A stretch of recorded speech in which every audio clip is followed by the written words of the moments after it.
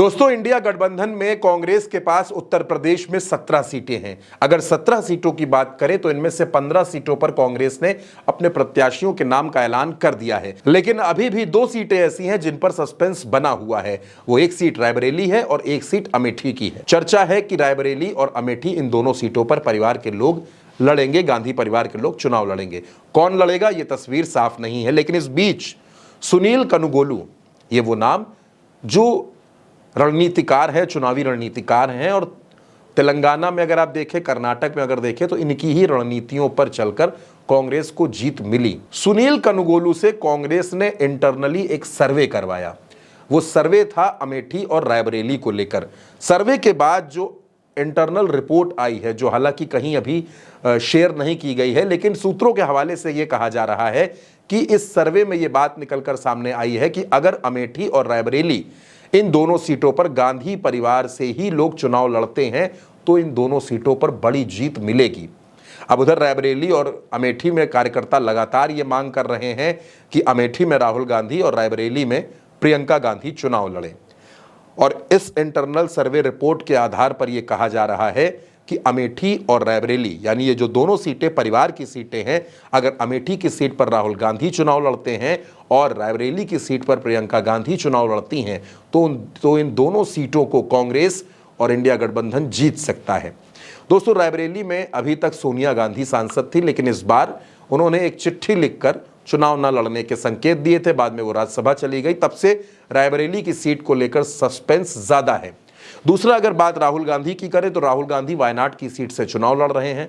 वायनाड में 26 अप्रैल को वोट पड़ने हैं और यह दावा है कि 26 अप्रैल के बाद राहुल गांधी अमेठी की तरफ आएंगे, अमेठी से नामांकन करेंगे और अमेठी से चुनाव लड़ेंगे। हालांकि कांग्रेस की तरफ से इस पर कोई भी आधिकारिक बयान नहीं दिया गया है। राहुल गांधी से जब इस बारे में पत्रकारों ने पूछा तो राहुल गांधी ने कहा कि इसका फैसला कांग्रेस का आलाकमान करेगा, कांग्रेस के अध्यक्ष करेंगे। देखिए, अमेठी के बाद कांग्रेस का डिसीजन है, जो भी मुझे ऑर्डर मिलेगा मैं वो करूंगा।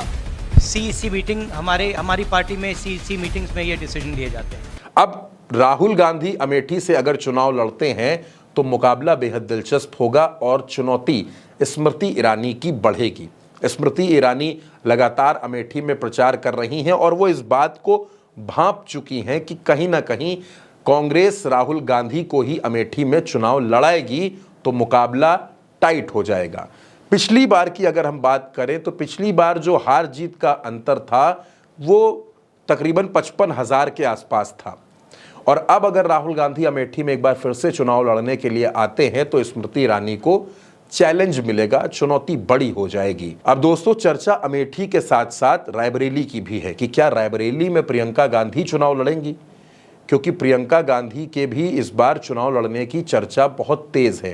पहले उनका नाम फूलपुर से चला, वाराणसी से चला, प्रयागराज से उनके नाम की चर्चा हुई, अमेठी तक से उनके नाम की चर्चा हुई, लेकिन आखिर में अब जो बात है वो ये है कि रायबरेली की सीट पर प्रियंका गांधी ही चुनाव लड़ें और अमेठी की सीट पर राहुल गांधी चुनाव लड़ें। और ये जो इंटरनल सर्वे है ये भी कांग्रेस के लिए एक अच्छी खबर है कि दोनों ही सीटों पर कांग्रेस कांटे की टक्कर देगी और चुनाव बड़े अंतर से जीत भी सकती है।